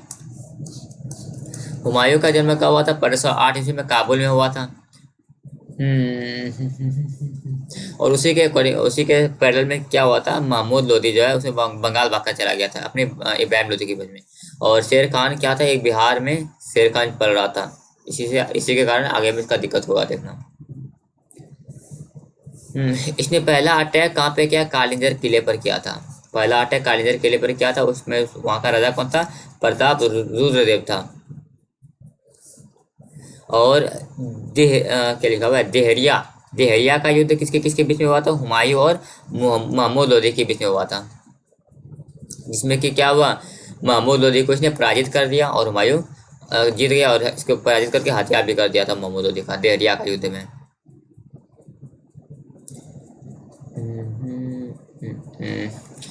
बिहार और बंगाल का सदर शेर खान बन गया, और इसे चुनारगढ़ किले में लगा।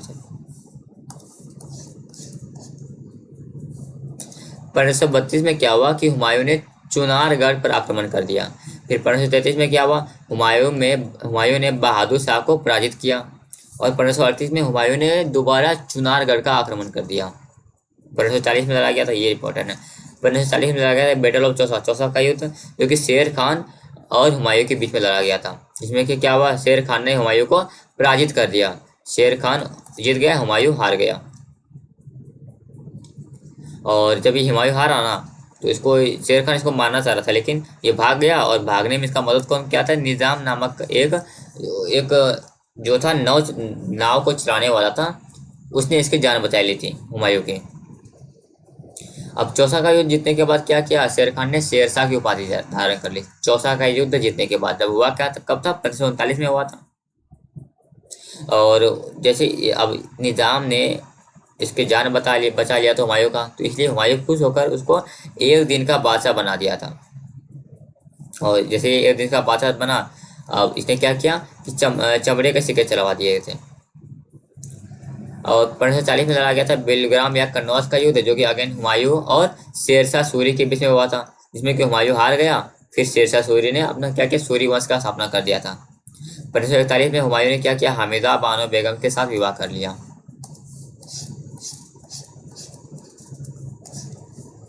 इसके बाद हुमायूं राजस्थान के अमरकोट के राजा बिरसाल के पास गया।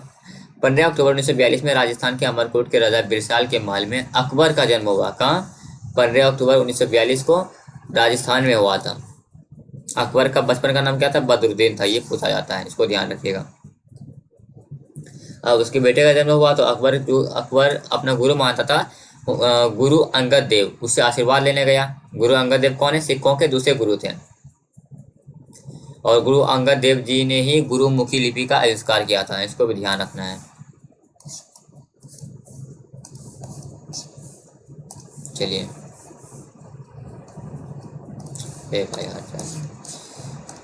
और क्या, 1545 ईस्वी में अपने भाई कमरान की हत्या कर काबुल और कंधार पर अधिकार कर लिया था इसने।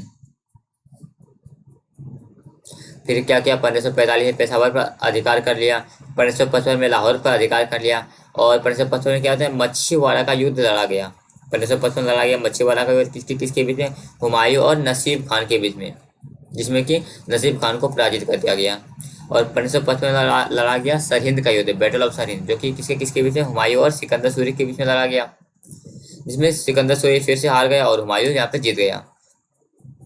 और हुमायूं जीता ना, तो फिर से इसने क्या किया, मुगल वंश का स्थापना कर दिया। सिकंदर सूरी कौन था, शेरशाह सूरी का बेटा था। अब 1556 में दिल्ली में एक पुस्तकालय, 1556 में क्या हुआ, पुस्तकालय लाइब्रेरी के सीढ़ी से गिरकर हुमायूं की मृत्यु हो गई। और इसने क्या किया था, दिल्ली में एक दीनपनाह नामक शहर बसाया था। हुमायूं का मकबरा कहाँ पे है, दिल्ली में। अब थोड़ा सा बीच में हम लोग थोड़ा सूरी डायनेस्टी पढ़ लेते हैं, जो कि जिसका टाइम पीरियड क्या है, 1540 से 1555 तक चला था। इसका स्थापना किसने किया था, शेरशाह सूरी ने किया था। शेरशाह सूरी के बारे में तो इसका जन्म कब हुआ था, तो पंजाब में हुआ था, होशियारपुर में, 1486 ईस्वी में। बचपन का नाम फरीद था इसका। इसके पिता का नाम क्या था, तो हसन खां था, जो कि क्या थे, जोधपुर के एक जमींदार थे। और प्रारंभिक शिक्षा का कहाँ पे मिला था, जौनपुर में मिला था। शिक्षा पूर्ण करने के बाद फरीद बहार खान लोहानी, जो कि बिहार का सड़क का अंगरक्षक बॉडीगार्ड बन गया था।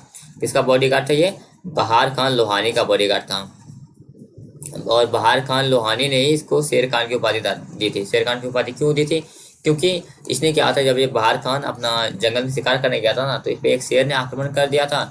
तो फरीद ने इसको एक ही बार में, उस शेर को एक ही बार में तलवार से वार करके उसको मार दिया था, इसीलिए उसको शेर खान की उपाधि दी थी। और जैसे बहार खान लोहानी की मृत्यु हुई, उसके बाद क्या किया इसने, उसकी जो विधवा पत्नी थी, बहार खान लोहानी की जो पत्नी थी, उससे फरीद ने या फिर शेरशाह सूरी ने उससे शादी कर लिया था और बिहार पर अपना राज्य शुरू कर दिया था। देख रहे हो दिमाग बंदे का, इसे बोलते हैं दिमाग। और इसी ने जो शेरशाह सूरी मार्ग का निर्माण कराया था, जो कि कहाँ से है, सोनार से पेशेवर तक का है, जिसको अभी क्या बोलते हैं, जीटी रोड बोलते हैं, शेरशाह सूरी मार्ग को। और इसी ने सिक्का रुपया चलाया था, जो कि अभी हम लोग रुपया बोलते हैं ना, वो शेरशाह सूरी ने ही चलाया था। अभी तो वो चांदी के थे, और तांबे के सिक्के जो थे उनको क्या बोलते थे, दाम कहा जाता था। और इसने क्या किया था, इसने शेरशाह सूरी ने डाक सेवा का प्रचलन करवाया था, और हुलिया डाक सिस्टम को भी अपनाया था इसने। आप लोग कमेंट करके बताइए कि हुलिया डाक सिस्टम चलाया किसने था, हम लोग पीछे पढ़ चुके हैं इसको, अलाउद्दीन खिलजी ने चलाया था, इसे बता ही देता हूँ। वैसे आप कमेंट करेंगे तो नहीं, चलिए मैं ही बता देता हूँ। फिर उसके बाद क्या हुआ, इसका तीन उत्तराधिकारी हुआ था, एक इस्लाम शाह सूरी, आदिल शाह सूरी और सिकंदर सूरी, जिसको कि आपका हुमायूं ने हरा दिया था। आदिल शाह सूरी का प्रधानमंत्री हेमू था, और दिल्ली के सिंहासन पर बैठने वाला अंतिम शासक हेमू भी था, अंतिम हिंदू शासक। हेमू था। अब फिर से हम लोग मुगल वंश से वापस आते हैं और अकबर को पढ़ते हैं। अकबर का टाइम पीरियड क्या है, 1556 से 1605 ईस्वी तक है। इसका जन्म कब हुआ था? इसका जन्म 15 अक्टूबर 1542 को राजस्थान के अमरकोट में हुआ था, जो कि हम लोग पहले देख चुके हैं। हुमायूं की मृत्यु के पश्चात इसने हेमू ने दिल्ली पर आक्रमण करके मुगल सिंहासन पर अधिकार कर लिया था और इसने विक्रमादित्य की उपाधि धारण की और दिल्ली का शासक हेमचंद्र विक्रमादित्य के नाम से बना था। और अकबर ने क्या किया था, इसने ना अपना अपना जो है जलालुद्दीन मोहम्मद के नाम से मुगल साम्राज्य का अगला शासक बना था ये।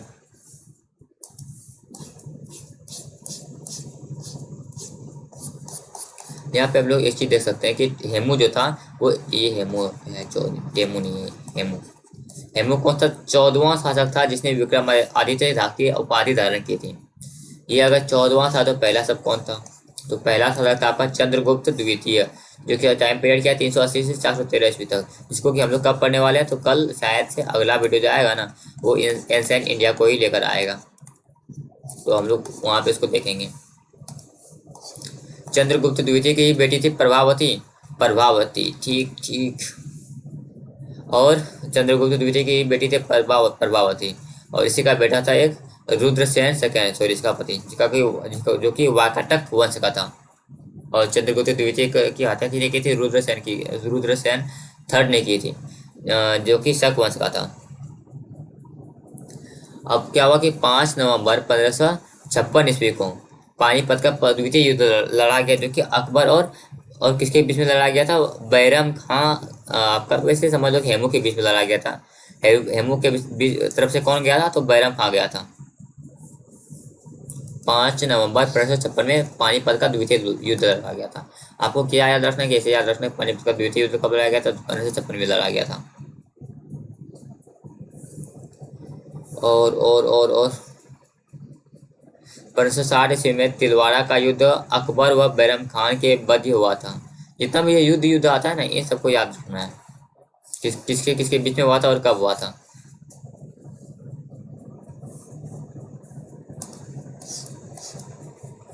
अब 1560 से 1562 ईस्वी में जो रूल कर रही थी, बेसिकली अकबर कोई छोटा था तभी ना, तो महाम अंगा जो कि जिसने कि अकबर को पाला था वही रूल कर रहे थे।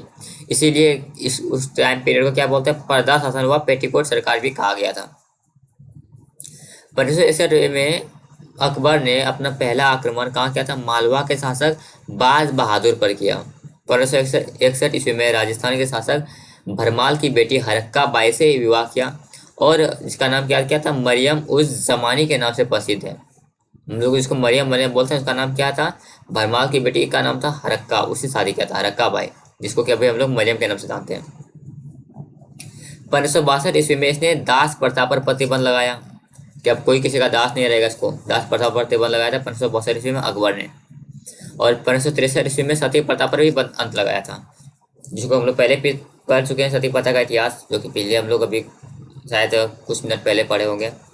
और 1564 ईस्वी में क्या हुआ था? जजिया और तीर्थ यात्रा को भी समाप्त कर दिया गया था। चलिए, और हम लोग क्या क्या देख सकते हैं इसके अकॉर्डिंग, जो कि एग्जाम में आता है, उन सबको हम लोग देखते हैं। 1569 में अकबर का एक पुत्र हुआ जिसका नाम सलीम था। याद है? छोड़ छाड़ के अपने सलीम की गली, यही सलीम। 1572 में क्या हुआ था कि अकबर अपने गुजरात अभियान पर गया और गुजरात को मुगल साम्राज्य में मिलाया था। और 1573 में इसने बुलंद दरवाजा का निर्माण कराया। कहाँ? फतेहपुर सिकरी में। और अकबर ने क्या क्या किया? इबादत खाना, पंचमहल, मरियम महल, सलीम चिश्ती का मकबरा का निर्माण कराया। और इसने अपना जो राजधानी है ना, ये आगरा नहीं है, आगरा, इसने जो अपना राजधानी आगरा से कहाँ किया? फतेहपुर सिकरी स्थानांतरित कर दिया। और 1576 ईस्वी में हल्दी घाटी का द्वितीय युद्ध लड़ा गया। जितना भी ये युद्ध है ना, उन सबको आपसे मैं एक छोटा सा आपको टिप देना चाहूँगा कि जितना भी ये युद्ध है उसको एक कॉपी में नोट करते चलिए, अगर आप नोट्स बना रहे हैं तो। नहीं तो इस PDF को लेने के लिए आप क्या कर सकते हैं? अपने टेलीग्राम चैनल से जुड़ सकते हैं। टेलीग्राम चैनल या तो आप क्या कीजिए, डिस्क्रिप्शन में लिंक है, वहाँ से चले जाइए, या फिर टेलीग्राम पर जाकर आप एग्जाम डाइट सर्च कीजिए, आपको चैनल मिल जाएगा।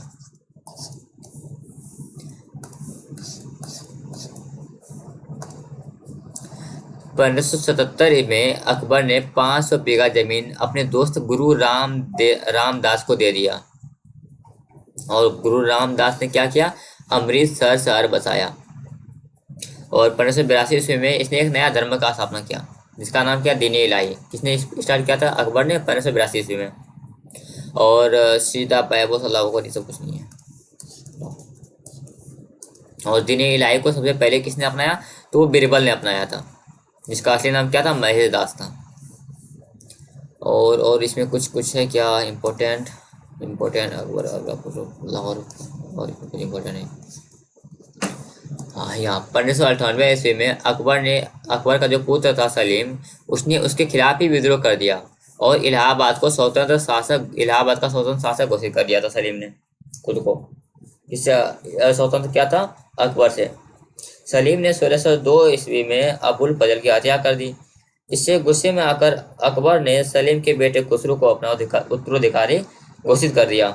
सलीम का बेटा खुसरो था, उसको उत्तराधिकारी घोषित कर दिया था। अच्छा, यहाँ पे ये इंपॉर्टेंट बात आ जाता है, 1599 ईस्वी में पहला ब्रिटिश जॉन मिल्डेन हाल भारत आया, और अकबर के कोर्ट में राल्फ फिंच आया था। यहाँ पे आप कुछ नोट कर सकते हैं कि 31 दिसंबर 1600 ईस्वी को ईस्ट इंडिया कंपनी बनी, और ब्रिटिश क्राउन का नाम क्या था, एलिजाबेथ टेलर फर्स्ट था। और आपका 1605 में अकबर को डिसेंट्री के कारण में, अतिसार के कारण इसकी मृत्यु हो गई थी। इसका मकबरा कहाँ है, सिकंदराबाद में। इसे दफनाया और जलाया भी गया है। कैसे दफनाया जलाया गया है वो हम लोग आगे पढ़ेंगे। अच्छा, अब इसका जो है जीवनी ऑटोबायोग्राफी का नाम क्या है, आईने अकबरी। ऑटोबायोग्राफी का नाम है, जिसे लिखा किसने, अबुल फजल ने लिखा है। लिखने में कितने साल लगे, 7 साल लगे हैं। अब इसके दरबार में कुछ नवरत्न भी थे, और इसके दरबार में नवरत्न थे। अच्छा, यहाँ पे क्वेश्चन पूछा कि भारत का पहला शासक कौन था नवरत्न रखने वाला, वो चंद्रगुप्त द्वितीय था। अब अकबर के जो नवरत्न थे उसका नाम क्या क्या था, इसको हम लोग देख लेते हैं एक बार। बीरबल, जिसका नाम महेश दास था, जो कि इसका अकबर का मुख्य सलाहकार था, मूल्य नहीं, मुख्य सलाहकार था, एडवाइस देने वाला था बीरबल। तानसेन, जिसका असली नाम क्या है, रामधनु पांडे, जो कि राजगायक था। मानसिंह इसका सेनापति। और टोडरमल है ये, तोडरमल जो कि वित्त मंत्री, जो कि पहले शेरशाह सूरी का भी था। अबुल फजल और अब्दुल रहीम खाने खाना, यार इसका स्पेलिंग खाने खाना, फैजी, मुल्ला दो ख्वाजा, और फ़कीर अलाउद्दीन, सॉरी फ़कीर अजीउद्दीन। इसके बाद, इसके मरने के बाद जहांगीर का टाइम पीरियड स्टार्ट होता है, जो कि 1605 से 1627 तक था। जहांगीर का जन्म कब हुआ था, तो 1569 ईस्वी में फतेहपुर सिकरी में हुआ था। बचपन का नाम क्या था, सलीम था। और इसके सलाहकार कौन थे, अब्दुल रहीम खाने खाना, जो कि अकबर के नवरत्नों में से एक थे। 1585 ईस्वी में सलीम ने भगवान दास की पुत्री मान बर्र से विवाह किया। सलीम और मान बाई का पुत्र का नाम क्या था, खुसरो था। और इससे इम्पोर्टेंट कुछ है नहीं, क्योंकि एग्जाम में पूछा जाता है। 1600, अब यहाँ पे देखते हैं।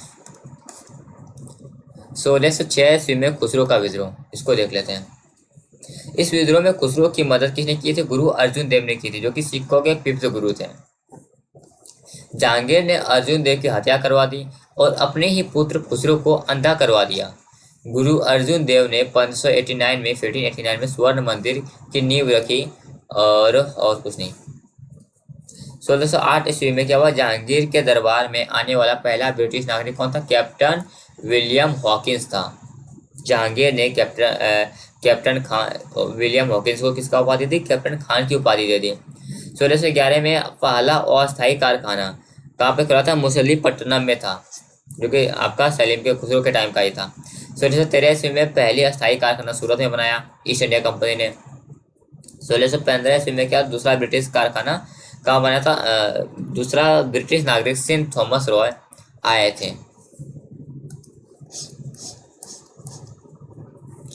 जहांगीर अपने न्याय की जंजीर के लिए प्रसिद्ध था और इसने 12 घोषणा करवाए थे जिन्हें आईने जहांगीरी भी कहते हैं। तंबाकू पर प्रतिबंध लगाया। 1617 ईस्वी में जहांगीर ने अपने बेटे खुर्रम को अहमदनगर अभियान पर भेजा और खुर्रम ने अबे यार, यहाँ भी फिर खुर्रम लिख दिया। 1617 ईस्वी में जहांगीर ने अपने बेटे खुर्रम को अहमदनगर अभियान पर भेजा और खुर्रम ने अहमदनगर को मुगल साम्राज्य में मिलाया और इसी उल्लंघन में जहांगीर ने खुर्रम को शाहजहां की उपाधि दी। जहांगीर के काल में चित्रकला का स्वर्ग काल भी कहा जाता है। जहांगीर का सबसे प्रसिद्ध चित्रकार कौन है? उस्ताद मुअशुर खान था। 1627 ईस्वी में जहांगीर की मृत्यु लाहौर में हुई और इसका मकबरा कहाँ है? लाहौर के आपका शहदरा में है। इसका जो जहांगीर का आत्मकथा है, ऑटोबायोग्राफी, इसको क्या बोलते हैं? तुजुके जहांगीरी बोलते हैं, जो कि तुर्की में लिखा गया था। अब इसके बाद आता है शाहजहां। शाहजहां का टाइम पीरियड क्या है? 1627 ईस्वी से 1758 ईस्वी तक है। इसका जन्म कहाँ हुआ था? तो 1592 ईस्वी में लाहौर में हुआ था। बचपन का नाम खुर्रम था। शाहजहां के काल को स्थापत्य कला का स्वर्ण काल भी कहा जाता है। 1612 ईस्वी में शाहजहां ने अर्जुमंद बानो बेगम यानी कि मुमताज महल से विवाह किया। इसके 4 बेटे थे और 3 डॉटर थी। 4 बेटे का नाम क्या है? दारा शिकोह, औरंगजेब, शाह शुजा और मुराद बख्श। तो 3 डॉटर का नाम क्या? जहां आरा, रोशन आरा और गौतम आरा। 1631 ईस्वी में 14वें बच्चे मुराद बख्श को जन्म देते हुए मुमताज महल की मृत्यु हो गई। यहाँ देखो भाई, 14 बच्चे को जन्म देते हुए मृत्यु हुई थी। 1631 ईस्वी में ताजमहल का निर्माण आगरा के यमुना नदी के किनारे शुरू किया गया था। राजस्थान के मकराना से सफेद संगमरमर बनवाए गए थे और इसका मुख्य स्थापत्यकार कौन था? उस्ताद अहमद लाहौरी। और प्रधान मिस्त्री कौन थे? उस्ताद ईशा थे। ताजमहल का निर्माण पित्रादुरा यानी कि पर्शियन कला द्वारा किया गया है। सफेद संगमरमर का इस्तेमाल सबसे पहले हुमायूं के मकबरे में किया गया था। पित्रादुरा कला का इस्तेमाल सबसे पहले इतमुद्दौला के मकबरे में किया था। 1636 ईस्वी में शाहजहां अपने दक्कन अभियान पर गया और इसी अभियान के दौरान शाहजहां ने मीर जुमला नामक व्यक्ति से इसे कोहिनूर प्राप्त किया था। 1638 ईस्वी में शाहजहां अपनी राजधानी आगरा से दिल्ली स्थानांतरित कर दिया था।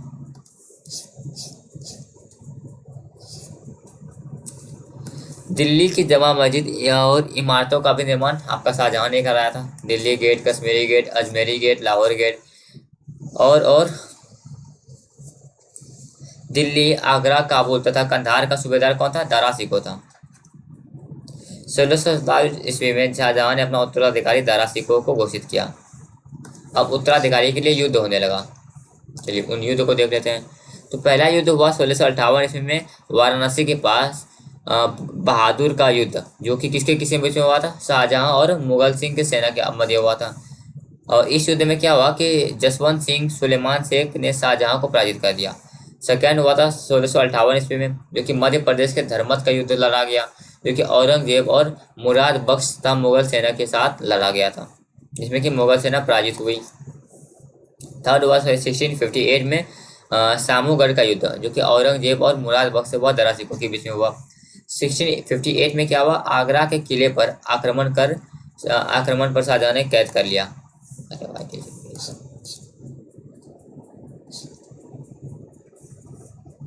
उसके बाद क्या? औरंगजेब को याद रखते हैं।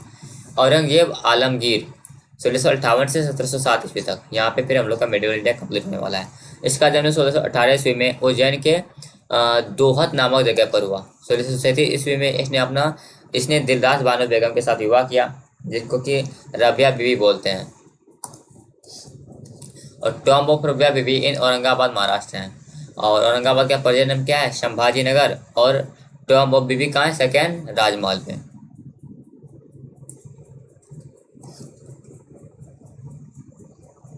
और क्या हुआ कि 1669 में इसने 3 प्रसिद्ध हिंदू मंदिर नष्ट करवाए। सोमनाथ मंदिर गुजरात का, काशी विश्वनाथ मंदिर वाराणसी का और केशवराय मंदिर मथुरा का। 1675 ईस्वी में औरंगजेब ने सिख के 9वें गुरु तेग बहादुर की हत्या करवाई। गुरु तेग बहादुर कौन था? शशिगंज गुरुद्वारा जहाँ अंतिम संस्कार हुआ, सरकबनी गुरुद्वारा।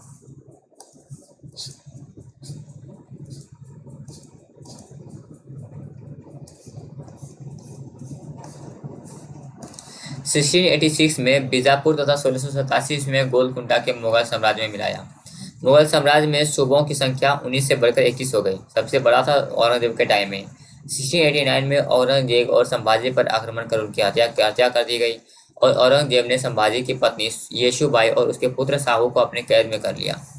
औरंगजेब की अनुपस्थिति में उसका वजीर बना दिल्ली का शासन संभाला। इसी के शासनकाल में हिंदुओं मंत्रियों की संख्या सर्वाधिक थी। 1707 ईस्वी में औरंगजेब की मृत्यु और महाराष्ट्र के अहमदनगर में हुई। इसकी कब्र कहाँ पे? दौलताबाद में है।